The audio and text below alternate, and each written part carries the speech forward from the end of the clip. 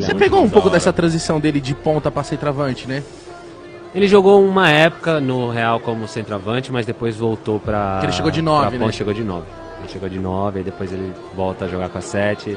Então peguei um pedaço, mas ele não gostava. Nessa época ele não gostava de jogar de 9. Ele gostava de jogar de 7, gostava de jogar aberto ali na esquerda. E aí fazia quando podia, ele jogava um pouco de centroavante. O Mourinho colocou ele ali um pouco nessa Vocês chegaram posição. juntos, né? A gente chegou no mesmo ano. Que é... Mas vocês se apresentaram juntos, não foi? Uma parada assim? É, eu me apresento um pouco antes, ele se apresenta, sei lá, uns 20, 30 dias depois. Mano, eu falei assim, tá chegando o Kaká. Você era o melhor do mundo, né? Cristiano Ronaldo, falei...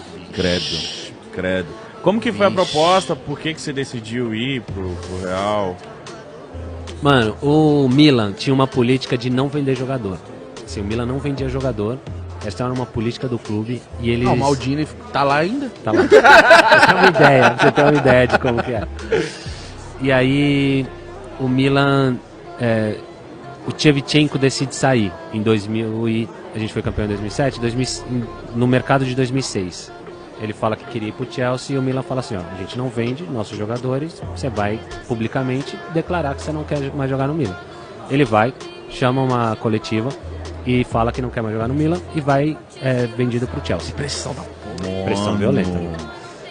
E o que acontece comigo? Em 2009, chega uma proposta do Manchester City. Na época o Manchester City estava nesse projeto de começar, o Sheik tinha acabado de comprar e eles fazem uma proposta pro Milan na época de 120 milhões de libras. Nossa senhora! Mano, dá pra fazer churrasco, hein, mano? Meu Deus! A hora que bateu isso lá no Milan, eles chamaram meu pai é meu empresário na época, né? E falaram, olha, vocês sabem que o Milan tem a política de não vender jogador, mas, cara... Tá coçando também. Chegou uma proposta aqui que... Irrecusável. Então, se o Kaká topar, a gente venderia nesse valor aqui. E aí esse processo para mim, acho que a época também não foi muito legal. Foi em janeiro, chegou essa proposta no meio do campeonato e a torcida do Milan na porta da minha casa gritando não se vende Kaká, no estádio não se vende Kaká, e aquilo para mim foi emocionalmente muito forte. E o Manchester City também estava nesse processo de começar, né, a formar isso que é o City hoje. Assim, se a proposta fosse hoje, será que eu iria? Olha, a chance de eu ir seria muito maior, porque o time hoje do City já é muito mais estruturado. Mas assim, o meu não foi muito legal também, porque criou um vínculo com o Milan muito forte. E aí eu falei, olha, não quero sair, não acho que é o momento de eu sair do Milan.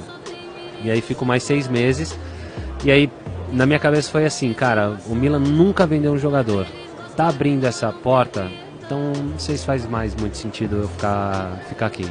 E aí se eu saísse do Milan, eu gostaria de jogar no Real Madrid. E aí declarei isso, né, e aí o Real Madrid veio com uma proposta. O presidente do Real Madrid, Florentino, na época, né, que ainda é, muito amigo do presidente do Milan, que era o Galliani, entraram num acordo lá e falaram, vou fazer uma proposta e Também era bacana. Também era bacana. Foram, na época, 67 milhões de euros. Na época, era a terceira maior negociação na época, né? E aí o Milan falou, ó, nesses valores a gente também topa. E eu falei, pro Real Madrid eu aceito sair. E aí foi quando eu decidi, E aí foi em junho, tava disputando eliminatórias com a seleção, já tava fora daquele ambiente do Milan lá também. Então, emocionalmente, a decisão acabou sendo um pouco mais